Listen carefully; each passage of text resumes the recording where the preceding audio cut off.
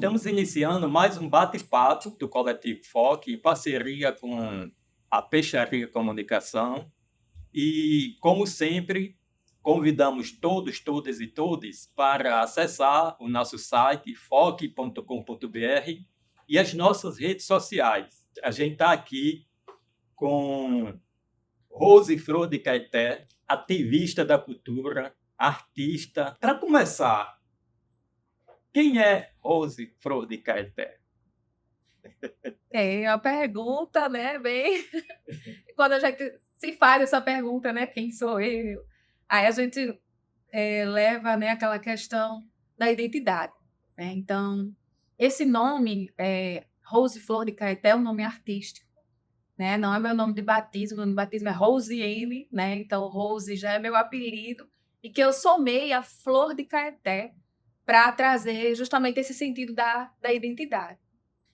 Então, Flor de Caeté, né, enquanto artista, nasceu, né, profissionalmente em 2015, quando eu era professora, né, eu era professora de língua portuguesa da rede pública, da rede privada, fui professora de faculdades, de universidades, trabalhei também na EAD, pela UAB, no IFRN, então fiz vários trabalhos assim, na área da educação durante muito tempo, desde os 18 anos. E eu sempre gostei muito de pintar, de dançar, enfim, a arte para mim corria paralelo, principalmente com a arte visual. Eu pintava muito, vendia meus quadros, fazia exposições coletivas, individuais. Mas a partir de 2012, eu senti uma vontade enorme de transformar os poemas que eu escrevia, eu também escrevia muito poema, em música. Então eu senti esse ímpeto quando os poemas chegavam, já chegavam assim, embalados, né? Em alguma canção, a melodia que vinha na minha cabeça, enfim. Então a arte sempre me acompanhou por essas linguagens artísticas. Mas em 2014, né, eu comecei a sentir uma necessidade muito grande de fazer uma transformação na minha vida, porque eu levava um cotidiano de muito trabalho, muitas responsabilidades, muita correria na cidade, pouca qualidade de vida, e eu senti uma vontade muito grande de mudar isso, porque eu via que a alimentação da gente não estava legal, eu via que o estilo de vida, poucas horas de sono, muita correria, sempre com o ritmo acelerado, e eu não queria mais essa vida. Só que como sair dela, né? Então eu entendi que eu sairia dessa vida, que eu não estava concordando, que estava afetando a minha saúde, através da minha própria mudança interna, sabe? De uma autorreflexão sobre o modo de vida que eu estava levando. Então, se eu não acredito no capitalismo por ele ser extremamente destrutivo, como é que eu vou compactuar com isso através do meu modo de vida, né? Alimentando o sistema? Ao mesmo tempo, falar sobre isso dentro de uma condição em que você precisa trabalhar para se manter. Eu tinha uma filha, morava sozinha com ela, né? Aquela coisa de ser mãe solteira, em Natal, trabalhando no campo da educação, não podia simplesmente dizer, não, agora eu vou mudar o meu jeito de viver, né, para um modo de vida mais tranquilo. Como, né? É difícil fazer essa escolha, porque não é escolha. Então, eu tive que esperar também, esperar minha filha crescer, para ir ajustando as minhas escolhas. Então, entre comprar um carro e ficar me matando para pagar um carro zero e colocar, né, poluir o ambiente, o que é que eu posso fazer? Né? Se eu não tenho urgência daquele carro, eu não compro. E aí esse dinheiro já vai para outras coisas. E eu comecei a fazer essas escolhas e educar também minha filha dentro dessas escolhas, para que a gente pudesse ter uma vida mais saudável, né? Então esse foi o primeiro passo para chegar na Rose artista. A outra coisa é colocar a arte como prioridade. Então, quando minha filha passou no vestibular, ela entrou primeiro para o curso de Ciências Sociais. Hoje ela é musicista profissional, mas primeiro curso da primeira graduação foi em música, ou desculpe, foi em Ciências Sociais. Então, quando ela passou no vestibular, eu me senti mais à vontade para sair dos trabalhos que eu estava fazendo, fazer outras escolhas e até que, ao longo de 5 anos, eu optei pela arte, por viver exclusivamente da economia criativa, dos trabalhos que eu faço e de forma independente. E Rose Flor de Caeté nasceu daí, porque foi justamente nesse período que eu estava fazendo a transição de modo de vida, a transição de profissão, que eu fui buscar, através também das medicinas naturais, né? Uma reconexão com minhas origens. Eu sou alagoana, mas sou radicada, né, aqui. Cheguei aqui com 15 anos de idade e minha filha é potiguar. E aqui eu me senti assim com a necessidade, né, em 2015, assim, de buscar a história das minhas origens. E fui para Alagoas conversar com minha avó, ainda viva, com 96 anos, para ir atrás desse lugar, né, das raízes. E foi quando eu entendi que dentro dessa busca, né, dessa perspectiva, eu sou uma cabocla misturada, né, na pessoa que é de raiz nativa com o branco, né, a pessoa branca, porque isso faz parte da história de colonização do território que minha avó nasceu, que minha mãe nasceu, e eu cresci nesse território até os 10 anos. Eu fiquei do primeiro mês de vida, eu fui para lá, fiquei com minha avó até começar a vida escolar. Depois eu fiquei indo para Maceió estudar na casa dos meus pais, mas para mim, na minha cabeça, a minha casa era o sítio da minha avó, dos meus avós. E fiquei nessa relação, né, com a terra, com esse lugar de origem, até os 10 anos. A minha avó e o meu avô são nativos de Cada Praia, em Alagoas, que é um território que tem origem indígena. E tanto a minha avó, a linhagem materna, né, a linhagem da minha mãe, quanto a linhagem do meu avô, são pessoas de origem daquele lugar, daquele território. A história daquele território é uma história indígena, é uma história de colonização, é uma história também tendo colonização, tem toda uma violência, né? E a nossa história, enquanto descendentes, né, é uma história de caboclos, de pessoas mestiças. Então, eu sentia isso, né? Eu senti isso primeiro a partir do meu corpo, da relação do meu corpo no mundo, da forma como as pessoas recebiam o meu corpo, e fui questionar o que é esse corpo, né? Que corpo é esse que não é branco, que não é negro, que não é... É o quê? E aí, na hora de pesquisar e de ir atrás, fui nesse campo, né? Junto com esse saber, esse campo todo que se abriu, né, da história das origens da minha família, vieram os saberes, né?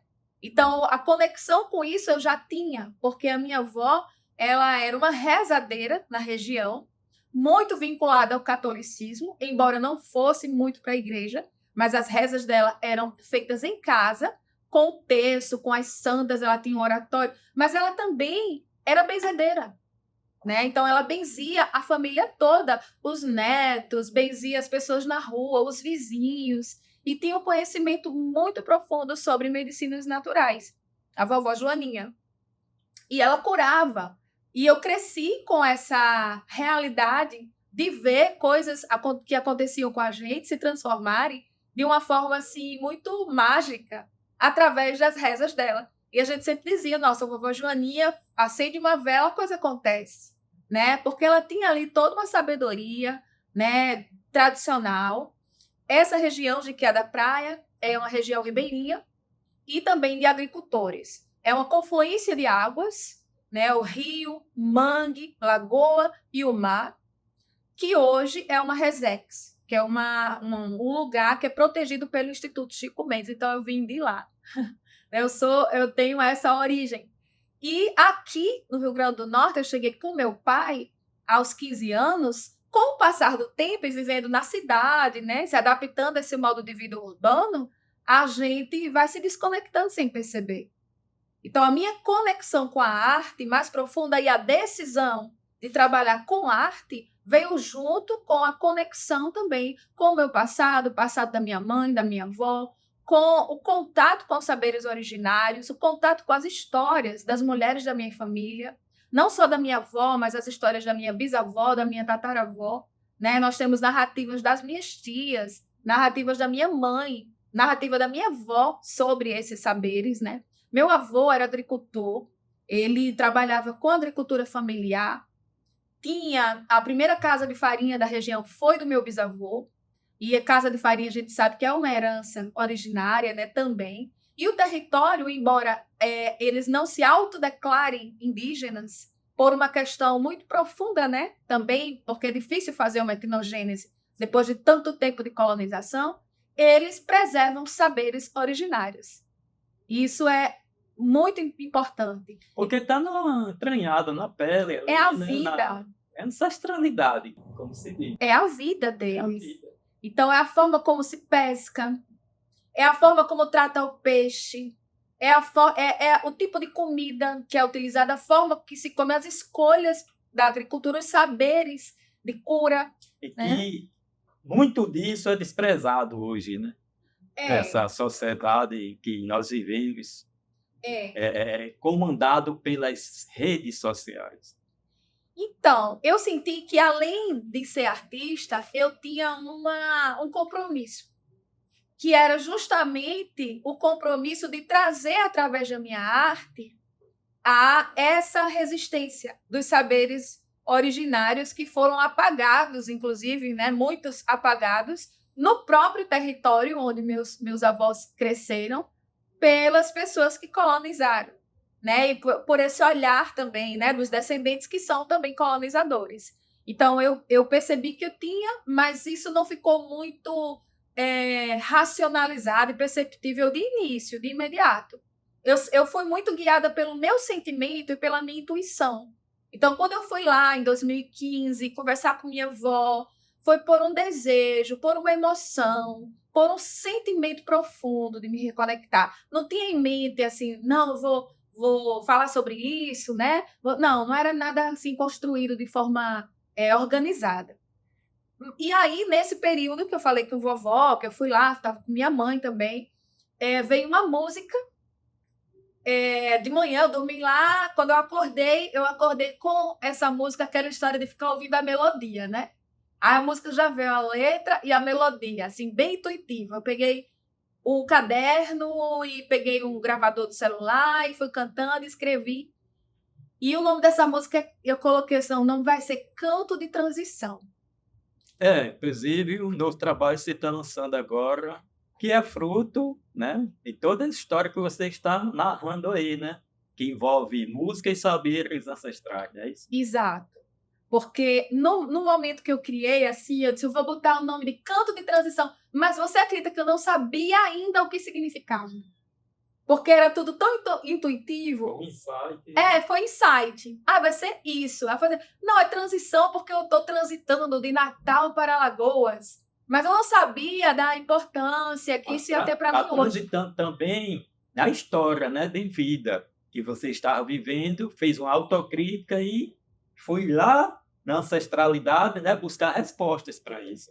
E é algo maior que eu. Assim, ele não é só sobre Rose, ele é coletivo, porque envolve o momento que a gente vive, que é um momento de transição de ecológica, né, um momento de transição de saberes, da necessidade de se fazer realmente uma transição de mundos, né, de visão de mundo, porque o capitalismo já deu, né? História e cultura, né, o capitalismo. E a gente já tem uma consciência maior disso, né? De que esse modo de vida capitalista ele leva à destruição do planeta, da vida, de tudo. Aí você decidiu transportar isso para a música, entre outras artes, outras linguagens. É porque tudo muito assim, foi tudo muito intuitivo e orgânico, né? A ponto de só agora eu poder fazer uma síntesezinha do que é esse projeto. Então, com o decorrer desses 9 anos, eu fui fazendo. Sentia e fazia. Então, primeiro veio a música Canto de Transição. Né? Depois vieram as 3 músicas. Né? Eu compus. Depois dessa composição, lá em Alagoas mesmo, um grupo de artistas, amigos, estavam com uma gravadora experimental. Vamos registrar isso. né? E aí a gente foi experimentar gravar. Quando eu vim para Natal, que lancei esse trabalho aqui, eu já lancei um repertório com músicas autorais, com 10 músicas autorais, que não são exatamente as que estão no álbum, né? Algumas estão, outras não. Mas que naquele momento era significativo. Esse momento que você está falando foi quando? Foi em 2016. O primeiro lançamento foi em abril de 2016, abrindo o show de Isaar, da cantora pernambucana, no Porão das Artes. Eu passei por Olinda nesse período de gravação, porque Olinda também é muito importante dentro dessa minha pesquisa. E nessa passagem por lá, surgiu a oportunidade de fazer uma produção de Isaar aqui. E aí eu conversei com o Nelson Rebouças para a gente fazer no Porão das Artes, e ele topou, inclusive teve show de Regina Casaforte, Mazinho Viana. Foi uma noite linda, assim, muita gente foi prestigiar, assim, foi muito, muito bom. E nesse dia eu lancei esse pequeno repertório, né, com as primeiras autorais, ali morrendo de medo, porque era a primeira vez que eu ia me apresentar, né, assim, eu não tinha uma história de cantora na cidade, né, foi assim, nasceu, né? Já sendo autoral, né? Nasceu autoral, mas foi muita consequência desse movimento interno, que ele é muito verdadeiro, é muito visceral. Então, eu fui quem faz os arranjos e as harmonias de quase todas as músicas do álbum é a minha filha, desde quando as primeiras composições nasceram. Parceira de vida e da arte. E da arte, né? Ela começou a tocar com 14 anos, Natália, né? Então, ela entrou na licenciatura em música, ela é técnica em violão, faz a licenciatura em violão popular, é da orquestra, da Camerata de Violões da UFRN. Então, é uma menina uma mulher, né, que se envolve completamente naquele fazer artístico dela com o violão. E essa parceria é muito importante, porque eu não estou só com uma filha, né? Eu estou com uma profissional da música. Né? É uma profissional que tem conhecimento daquilo que ela está fazendo, né? Inclusive me ajuda, porque eu sou muito assim do popular mesmo, né? De cantar e tal, e experimentar. E ela é muito de estudar o instrumento, de se instrumentalizar naquilo que está fazendo, do conhecimento técnico. Então, essa junção deu muito certo. E então, Flor de Caeté nasceu assim, né? Eu vou colocar Rose Flor de Caeté como meu nome artístico para homenagear os ancestrais caetés de Alagoas. Porém, eu não foi algo em 2015, né? Não foi algo que eu fiz com a iniciativa de me colocar como me autodeclarar indígena.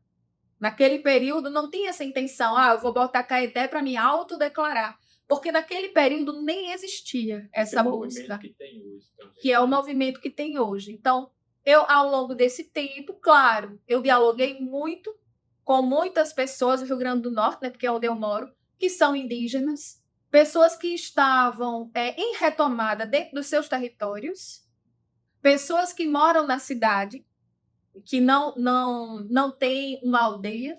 Mas aqui no estado, você se envolve com o movimento indígena? Aqui no estado, eu não tenho Você assim... identifica com alguma comunidade aqui? Não, porque existe uma... Eu me envolvo com o movimento, me envolvi com o movimento, mas não para uma militância, né, efetiva, porque o movimento indígena no Brasil inteiro, ele é plural. O que eu contei, né, a respeito do território onde é a origem da minha família, ele tem uma história. Sim. Já o território aqui no RN vai ter outra história. E no próprio RN tem N história. N história. E aí tem uma diferenciação. Lá em Alagoas, Caeté foi tida como uma etnia extinta. Nem no IBGE aparecia. Em nenhum lugar, não sei se nada. Então, era extinta. Se era extinta, não existe, né? Extinta, acabou. Enquanto outros movimentos, né, que conseguiram retomar os territórios, inclusive em fase agora, né, de buscar a demarcação, são etnias que foram retomadas, que não tinham sido dadas exatamente como extintas, e coletivamente houve essa retomada. Por quê? É complexa essa discussão, porque para o Estado de Direito, indígena é uma identidade coletiva que está ligada à cultura também, é étnica, né? Uma identidade étnica. Então, para você se autoafirmar indígena, dentro da percepção do Estado, você tem que estar numa coletividade resgatando e preservando. E ser reconhecida por essa comunidade. Justamente, hábitos, fazeres, saberes e ser reconhecida. Porém, há problemática. Foi esse mesmo Estado que destruiu as identidades. E se a gente for atrás da maioria das comunidades indígenas de retomada, a gente vai descobrir que a maioria delas precisou fazer essa etnogênese, precisou se manifestar enquanto indígena, resgatar saberes, para depois se afirmar enquanto indígena, porque essa é uma exigência do Estado. Mas existe o apagamento inclusive de provas, né? O apagamento de resquícios dessas tradições. Por isso, a dificuldade de muitas pessoas se afirmarem indígenas e se reconhecerem como indígenas se não estiverem dentro da comunidade, porque existe uma lógica que foi retirada e, ao mesmo tempo, foi colocada como imposição. Você está narrando aí a trajetória, né, um processo de pesquisa que teve como fruto um trabalho, né, que você lançou na música, que envolve música e ancestralidade. E esse trabalho, né, tem uma continuidade agora, com uma campanha. Fala dessa campanha. Então, a música eu vejo como música popular, né? Música popular brasileira, porque ela surge, vamos dizer assim, de uma forma espontânea, mas ela não é uma música popular, né? Só do popular. Ao mesmo tempo, ela não é uma música engajada, que eu vou lá e você ouviu o álbum, né? Você vê que eu não falo sobre as questões de forma direta, né? Ali não está assim, explícito, nada. Você diz, né? não é engajada e é. E é. Porque culturalmente está ali, na raiz. As canções foram criadas muito no reflexo dos sentimentos que eu carregava, né? Em contato com todas as nuances, né, dessa busca. Canto de Transição, né, que é a música assim do chave, né, do álbum, ela vai falar de um passarinho, né? A história é um passarinho cantando, uma pessoa que acordou passarinho, né? E ela vai narrar toda uma trajetória de voo, né? Uma coisa até meio surrealista, né, e tal. Mas ela traz o quê? Ali, a subjetividade desse lugar da busca. E por falar nesses saberes, né? Você fez uma pergunta, que é a questão da música, né? O que a música é para mim? A música do álbum, por exemplo, e as músicas que nós criamos, ela é uma mistura, né, de várias tendências. Porque eu cresci no lugar, cresci na cidade, né? Cresci, a partir dos 15 anos, eu morei na cidade, vim para Natal. Então, eu tenho uma vivência colonizada. Né? Então, eu tive acesso à escola, tive acesso a conhecimentos técnicos, né? De várias áreas, inclusive. Mas, quando eu comecei a cantar, foi a partir do resgate do popular que há em mim, ou seja, dos saberes que estão no meu corpo, daquela voz que ninguém me ensinou a cantar, mas da voz que eu redescobrindo o meu corpo, redescobrindo o lugar do meu corpo como natureza. Então, se eu canto, se eu tenho um corpo que é natureza, a natureza canta, ela se manifesta através do meu corpo, eu vou cantar. Porque se o pássaro canta, se não sei quem canta, se o grilo canta, se a coruja canta, eu canto. Eu senti isso ouvindo, né, seu álbum, a sua música, no caso do canto de transição, né? Essa vivência toda que você está contando aí.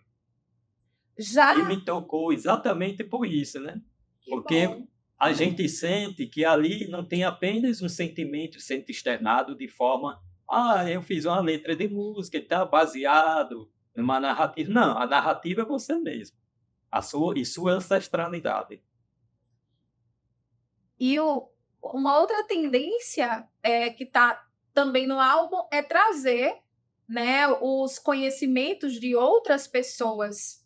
Então, eu sempre trabalhei na música de forma coletiva. Então, eu crio a letra, a melodia, mas vem a minha filha, faz os arranjos, eu sempre chamei muita gente para tocar comigo, muitos músicos, musicistas, para ir experimentando ao longo desse período. E na gravação do álbum, nós tivemos quase 20 pessoas envolvidas, juntando a cadeia produtiva da música com a do audiovisual, com a do marketing, né, produção. Então, todo mundo veio e deu pitaco, né? As pessoas viam, os musicistas, vão fazer assim, eu deixei... As meninas ficaram livres para fazer os arranjos que elas quiseram, e deu muito certo, porque Canto de Transição, eu nunca imaginei aquela música daquele jeito. E ali foi criação de Haná, que é percussionista, Haná Duarte, né, que é a nossa percussionista potiguar, e a Natália Gonçalves. Assim, foi elas ali, vão fazer... E Haná deu a ideia daquele apito, sabe, daquele toque assim. Isso foi em todas as músicas, né? Convidei Carlos Reis para fazer a flauta na música Dor de Curandeira, e Carlos Reis fez da forma como ele sentiu de fazer. E é isso que eu acho importante, né? É você fazer realmente o trabalho coletivo. E o trabalho da construção do álbum foi coletivo. Eu dei ideias, e as musicistas deram ideias, e todo mundo deu ideias, e ali tinha um eixo, claro, né? Tinha a produção musical de Sérgio Farias, né? Serginho maravilhoso, né? Um incrível músico, incrível produtor, e Sérgio ia lá e fazia, mas também deixando a gente muito à vontade e acolhendo as ideias, né? E, claro, opinando quando ele via que era uma coisa que talvez não soasse legal, que não fosse, né, interessante para o trabalho, para tornar o trabalho bem profissional. Então, música, para mim, além de ser esse processo todo que eu falei para você, também é minha profissão. Também precisa ser lida, precisa ser vista como meu trabalho. É preciso falar isso. É uma profissão. Isso.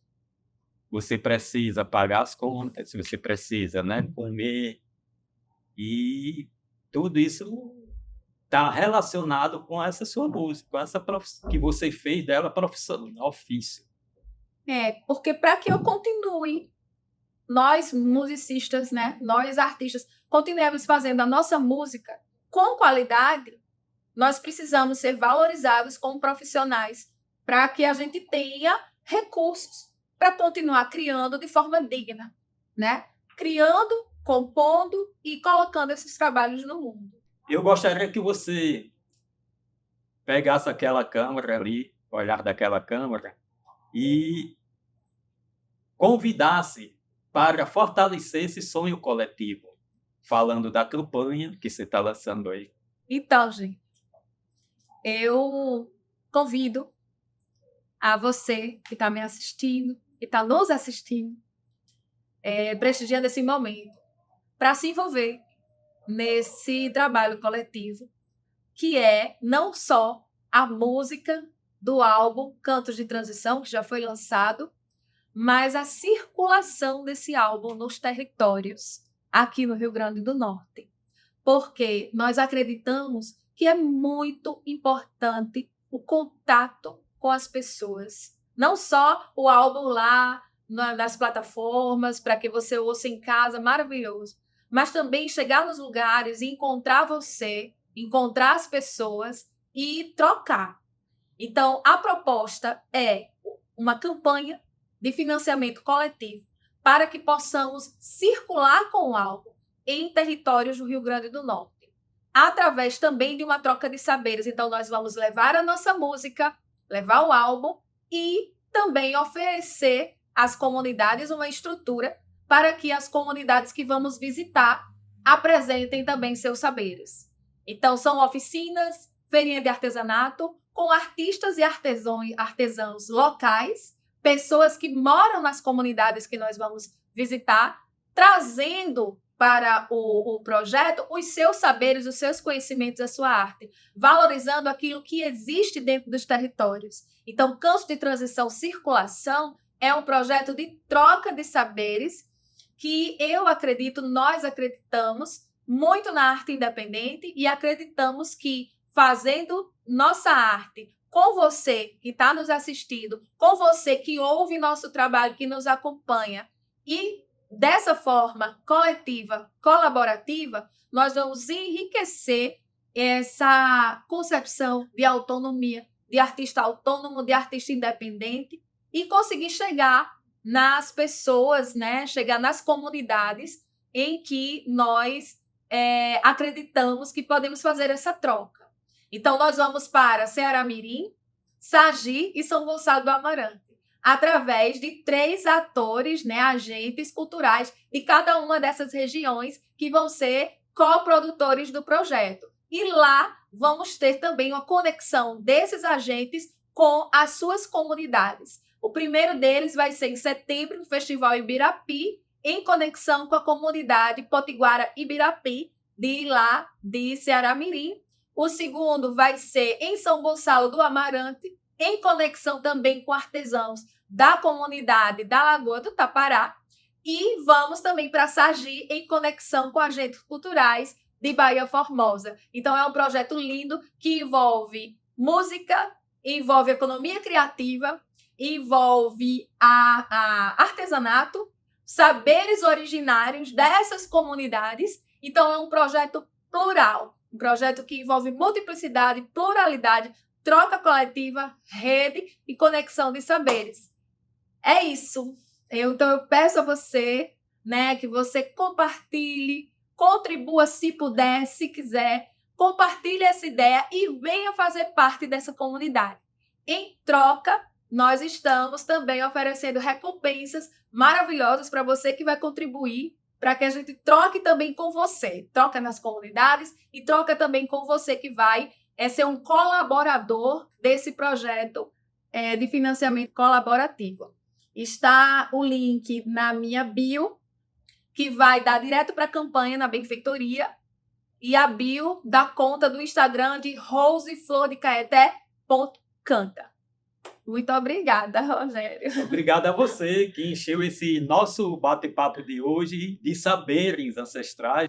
E a gente chega a mais uma reticências aqui, agradecendo a sua participação. Eu que agradeço. E convidando, reforçando esse convite, viu? Vão lá, tá lá no Spotify, bio. A campanha está na bio, está lá no Coletivo FOC também, viu? No site do Coletivo FOC, no Instagram.